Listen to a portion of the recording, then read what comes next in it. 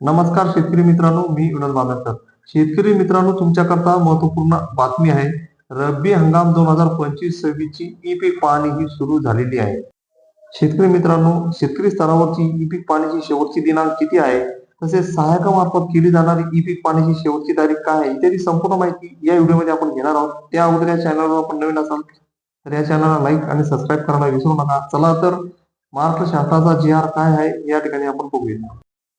महाराष्ट्र शासन महसूल व वन विभाग यांनी दिनांक 10/12/2025 रोजी हे परिपत्रक या ठिकाणी ई-पीक पाहणी संदर्भात या ठिकाणी काढलेले आहे.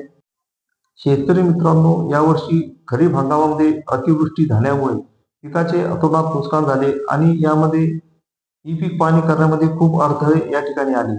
त्यामुळे महाराष्ट्र शासनाने खरीप हंगामाची ई-पीक पाहणी करण्याची तारीख या ठिकाणी वाढवून देण्यात आलेली होती. 30 नोव्हेंबर 2025 पर्यंत खरीप हंगाम ई-पीक पाहणी या ठिकाणी करण्यात आली. आता नोव्हेंबर महिना या ठिकाणी संपलेला आहे. खरीप हंगामाची ई-पीक पाहणीची तारीख सुद्धा या ठिकाणी संपलेली आहे. आता रब्बी हंगाम या ठिकाणी सुरू झालेला आहे आणि आता याकरता रब्बी हंगामाची ई-पीक पाहणी या ठिकाणी सुरू करण्यात आलेली आहे.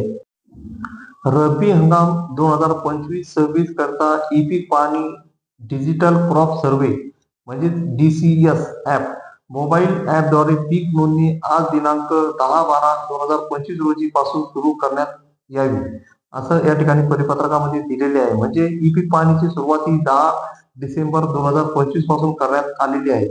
आता या ठिकाणी काही टेबलवर या ठिकाणी माहिती देण्यात आलेली आहे. शेतकरी स्तरावरील कालावधी दिनांक 10 डिसेंबर 2025 ते 24 जानेवारी 2026 पर्यंत शेतकरी स्तरावर शेतकरी या ठिकाणी ई-पीक पाहणी मोबाईल ॲपमध्ये करू शकतात. त्यानंतर सहाय्यक स्तरावरील कालावधी यामध्ये दिनांक 25 जानेवारी 2026 ते 10 मार्च 2026 पर्यंत ज्या शेतकऱ्याकडून स्वतःकडून ई-पीक पाहणी करणं शक्य झालेले नाही ते त्या शेतकऱ्याची ई-पीक पाहणी सहाय्यक स्तरावर या कालावधीमध्ये या ठिकाणी होणार आहे. 25 जानेवारी 2026 ते 10 मार्च 2026 पर्यंत.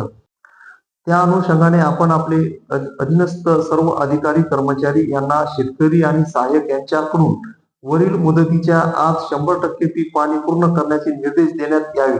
तसेच पीक पाहणीमध्ये काही दुरुस्त्या असल्यास मंडळ अधिकारी यांनी मोबाईल ॲप लॉगिन द्वारे सदर दुरुस्त्या वरील निश्चित केलेल्या कालावधीतच पूर्ण करणे गरजेचे आहे.